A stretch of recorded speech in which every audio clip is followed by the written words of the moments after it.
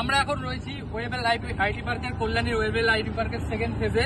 তো এখানে আমাদের সাথে যেটা হয়েছে, আমাদের একটা রাইডার যার কাছে একটা অর্ডার এসেছিল, সেটা হচ্ছে কন্ডোম।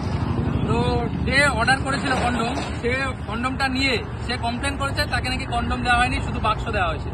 তো ওর নাম হচ্ছে অর্পণ, আর যে অর্ডার করছে তার নাম কি সীমান্ত।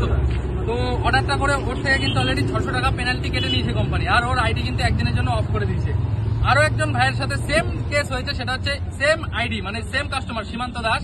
ও আবার অর্ডার করেছে, আবার কন্ডোম অর্ডার করেছে, কন্ডোম অর্ডার করে সেম বলেছে খালি কন্ডোমের প্যাকেট দেওয়া হয়েছে। তো এরকম করে দুজনের আইডি কিন্তু অফ হয়ে গেছে।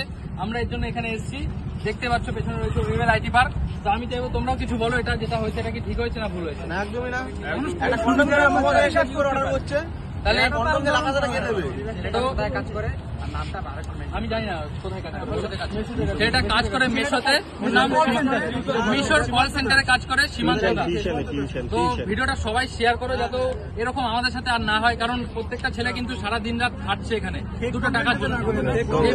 কমপ্লেনের জন্য আমাদের থেকে প্রচুর টাকা কিন্তু কোম্পানি কেটে নেয়। তো আমি চাইবো সবাই শেয়ার করো যাতে সেম জিনিসটা আর আমাদের সাথে কখনো না হয়।